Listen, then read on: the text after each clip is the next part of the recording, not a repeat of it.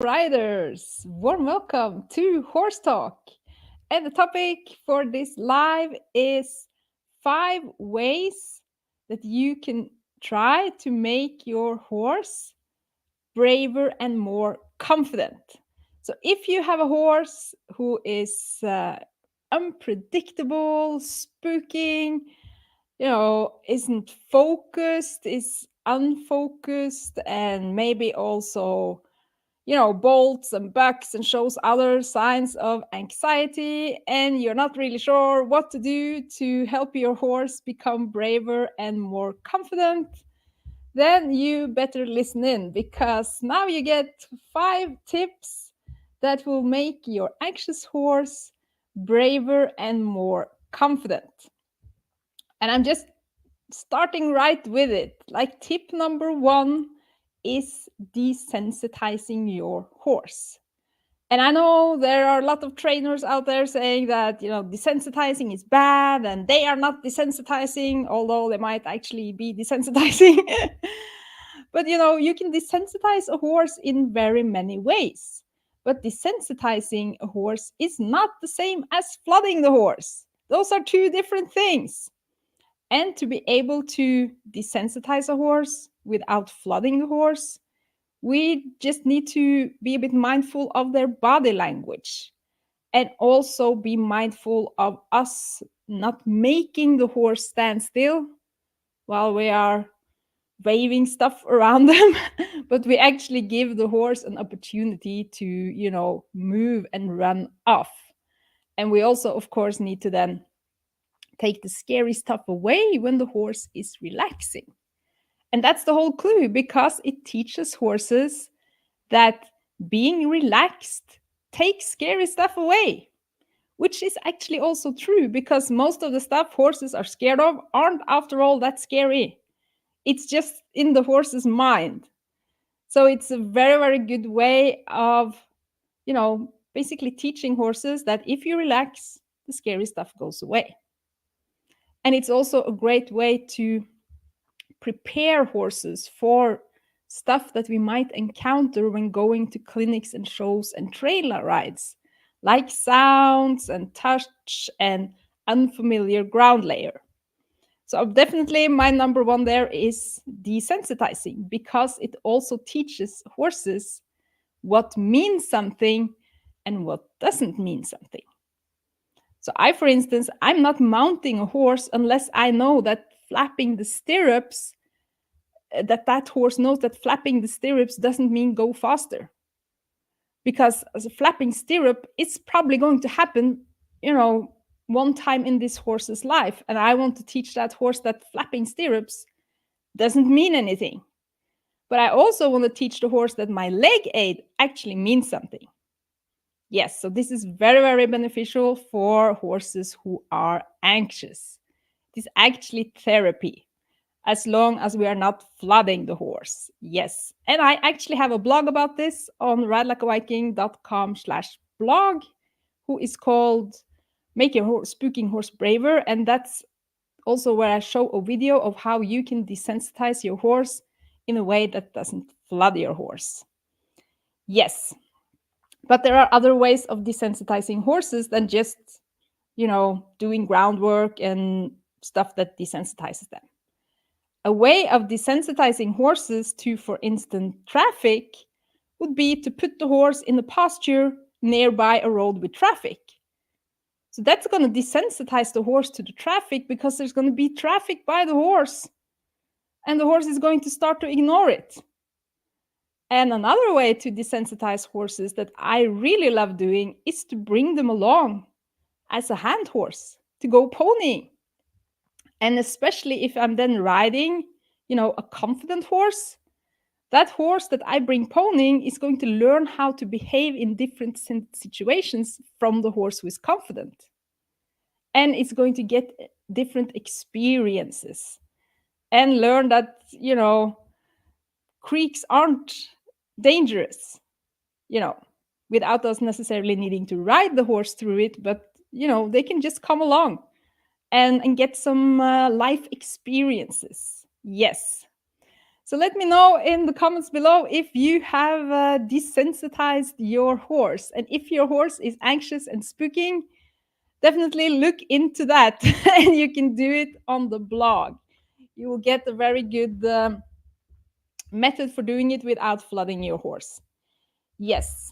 And then there's a second thing that really, really helps with anxious horses that I wish I knew earlier.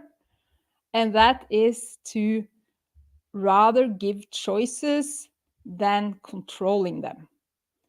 And this is actually very, very counterintuitive, because very often the more anxious and spooking and reactive the horse is, the more we want to control it. Because we feel like if we let go of the reins and start giving choices, this horse is going to explode. And I learned this from one of my mares that was, she was bucking me off and spooking left and right. And I was basically training her the same way I had been training horses for many years, and how I learned how to train horses. So, teaching her to stop and teaching her to carry a rider, and, the whole kind of regular training program that most young horses go through. And she still was bucking me off, although she was very responsive to the rein aids and to the leg aid, and I could, could easily stop her and I could easily get forwards, and she knew all the riding signals. But I was doing all of this from a mindset of controlling her versus a mindset of giving her choices. And she became more and more anxious. And I thought there was something wrong with her. I was like, I have tamed hundreds of horses. This one, that's a bad apple. She's crazy. Nothing works. But then I went to Mongolia and I rode semi-wild horses there. And the semi-wild horses of Mongolia taught me that control freaks horses out. If we try to control them, they feel trapped and they don't want to have us on our backs. And most horses, like in Europe and America and stuff, they are not semi-wild in that way. They have been trained, so they tolerate this to a much greater extent than the Mongolian horses did. So I basically had to learn to let go to be able to complete the Mongol Derby on semi-wild horses. Because the minute I try to control them, they will either buck me off or ditch me in the with their first opportunity. So when returning back from Mongolia, and by learning this lesson from the semi-wild horses there, I started training my mare in a totally different way, by giving her choices instead of control. And the best thing I think about giving choices is that we can give the horse a choice so that the horse wants to do the same as we want to do. And we don't need to use pressure in the same way as if we want to control the horse to do something we want to do. And if we use pressure on a scared horse, like she could be scared of the mailbox. And if I then was pressuring her to go closer to the mailbox, she would then start associating mailboxes with pressure and become even more scared of them. So even though I was able to kind of pressure her to the mailbox, she didn't think that mailbox was a thing that wasn't scary. But by giving her a choice, like, you can go wherever you want, but I made sure to then release and relax her by the mailbox and do work away from the mailbox. Then she started becoming attracted by the mailbox, because that's where, she was allowed to take rest and allowed to graze and allowed to have a good time. Yeah, but I'm not going so deep into this now. I will talk more about this during the masterclass in September. Yes, then you will learn the exact method for how to do this, so that your horse goes into scary corners and becomes attracted to scary mailboxes. Yes, so that was definitely a big eye-opener for me. And I keep getting like comments from time to time when I'm showing exercises and stuff, like how to do the bend to stop. That's like, yeah, this might work on your horse, but it doesn't work on my horse because my horse is crazy. And when I get comments like that, I immediately know that they have probably fallen into the same pitfall that I fell into. And that's like unpredictable horses who tend to spook and can throw in a buck or a bolt or whatever. They need to be controlled at all times, because if we don't control them, they are definitely going to lose their mind. But in fact, the more we control them, the worse it gets, because horses are flight animals who need a way out, and they will feel trapped and even more anxious if we try controlling an anxious horse. Yes, I hope this makes sense in the comments below. Let me know if you have tried this. And by doing this with my mare, I was shortly after able to ride her even without reins at liberty. And if someone had told me that I would be able to ride that mare, the crazy mare, without reins, I would have thought them to be crazy. But that's how effective this is, to give choices instead of controlling horses. And I also think it builds a deeper connection between us and our horse, because like Brené Brown says, who is professor of emotions, she says control is actually the opposite of connection. So controlling horses doesn't only make them more nervous, we also lose a huge opportunity to connect with them by controlling them. Okay, so desensitize your horse, give choices instead of control the horse. And the third tip would also be to get deeper relaxation, which doesn't really take very long if we just take the time to do it. But it might seem like it takes a long time because we are just not used to doing that type of stuff when around our horse. But basically, to get deeper relaxation is to stand with your horse until your horse yawns or shows other signs of being relaxed in our presence. Because most horses tend to become a little bit tense when around humans. You know, their neck becomes a little bit stiffer and their back tends to drop a little bit. They are often a little bit on the lookout when with humans. And we don't necessarily notice this. So we don't see their tiny little signs of tension. It could be just like their cheeks are a little bit tense, or their nostrils are a little bit, flared out, or their eyes are a little bit wide, and their ears are pointing forwards all the time, or very much to the environment, right? Or their shoulder is a little bit towards us. Tiny little stuff like that. Once we see it, we can't really unsee it. But if we just hang out with our horse for 30 minutes, maybe, maybe even 45, I don't know, without demanding anything of them and just being present ourselves, maybe even we can watch the environment and not necessarily stare at the horse.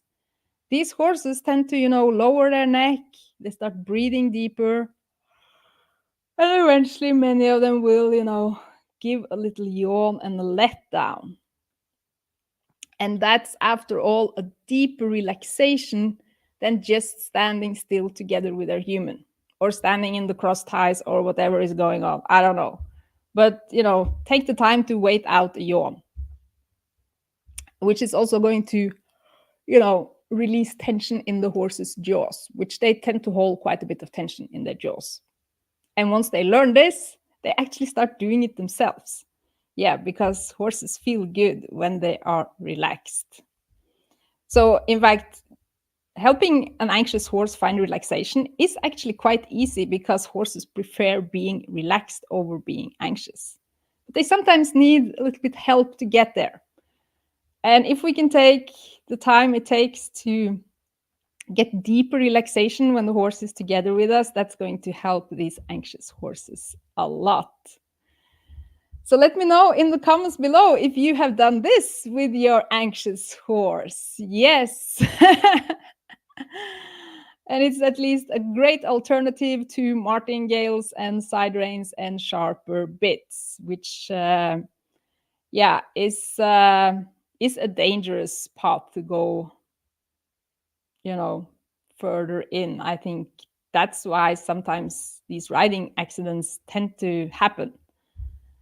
Most riders have gotten warnings like, okay, a little buck or a little bolt or a little spook before the horse does a big bolt and a big spook and a big buck.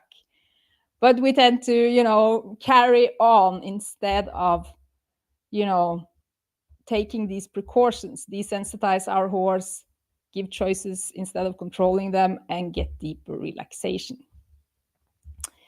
Okay, we are on to tip number 4. Yes, let me know in the comments below if your horse is anxious and if these tips are helpful. I would love to know. Tip number 4 is maybe a little counterintuitive too, but something I do a lot, and that is to practice mental transitions with these anxious horses. With all horses, actually. But we can fall into this pitfall of, keeping the horse calm at all times. And I see a lot of trainers preaching this. They are saying stuff like, yeah, horses can't learn if they are anxious, and we must make sure the horse is always calm and learning, and that, the horse isn't spooking and being upset. But we need to, keep it every time, very pedagogic and very calm and quiet and yeah, stuff like that. And I definitely agree. Like, this is probably not the first thing I would do with a horse. I would probably get deep relaxation first and a connection. But then I also want the horse to have some practice in finding relaxation after being up. So, take a quick gallop and then go down to walk on a loose rein. That would be practicing a mental transition with the horse instead of always going at an even speed and always kind of slowing down in the same way. So, ruffle their feathers a little bit, especially if the horse isn't able to ruffle their feathers themselves. Do something a little bit unexpected or get them a little bit up, and then get relaxation again, because then the horse has practiced the mental transition from being up to finding relaxation again. And if we practice this a lot, we are much more prepared for when the horse is spooking or something unpredictable happens and the horse freaks out, because we have already practiced the transition. But a horse who has never done this transition, we might not even have any tools or practiced anything that is going to calm the horse down. Yes, so that's a huge one, actually. And sometimes with some horses, it's enough to just do the groundwork that you usually do in one particular place and just do it in a new place. And that's going to make the horse a little bit up. Yes, so break up the routines a little bit. Yes, okay. And then it's tip number 5, which can be a hidden cause for anxiety. And if we don't solve this hidden cause for anxiety, the horse is still going to be anxious, even though we desensitize them, even though we give choices, even though we get deep relaxation, and even though we practice mental transition. And that 5th thing is that if the horse has separation anxiety, that anxiety is going to carry on into everything we do with the horse. So if we don't solve the separation anxiety and the horse, being anxious when away from other horses, if we don't solve that, the horse might, spook more on the trails, might be reluctant to leave the stable. Lots of unwanted behaviors can happen because the horse has separation anxiety, but we don't necessarily see it as separation anxiety. We see it as bucking, bolting, spooking, rushing homewards, refusing to leave the stable, all kinds of unwanted behaviors. but we don't see the cause. So that's a huge one that actually the best way to cure it is to actually avoid it. Yes, but if the horse has separation anxiety, there are some particular groundwork we can do that is going to help the horse find relaxation also away from other horses, so that we can actually solve separation anxiety in a few sessions by doing this particular groundwork that I am actually showing in our free training. Yes, that is called trust, our trust training, because it has helped many horses with separation anxiety. And the training consists of this groundwork you can do with any horse, as long as you have a rope that is about 12 feet long and you have a halter, you can do this groundwork. And the training also consists of a couple of videos of things you can do to avoid separation anxiety so that your horse is confident when alone. Because if we can avoid it from happening, then we don't need to solve it. But if you already have it, this is also going to solve it. Yes. So I hope this helps. You can find it on ridelikeaviking.no/trust. Yes. I think that's the only way to find it right now, but I can drop the link in the comments below, and it's completely free, and it consists of, I think it's 3 videos. One video showing the groundwork that solves separation anxiety, and then stuff you can do to, prevent separation anxiety from happening in the first place, especially when, going on trail rides and stuff like that alone. And the last video are common mistakes when doing the exercises that I have seen over the years. Yes, so that you don't fall into them, because during the last 4 years or so, I think dozens of horses with separation anxiety has now come over it thanks to this training. So that's why I thought I want to share this with more people, so that less horses have this problem, because it's quite a common problem. Horses are, after all, herd animals. And the important thing, I think, in the training is that we become the herd when away from the herd. And we don't do that by controlling horses, because they don't control each other. So by controlling them, they actually miss their herd and their body even more. So we need to do something different during this groundwork. Yes, but like I say, all you need is a rope and a halter, and you can do this, and you are going to see, if you do it right, you're going to see amazing results in a short amount of sessions. Even horses who have had separation anxiety for years, with owners who have tried many different things, say that, this is the number one thing that solved it.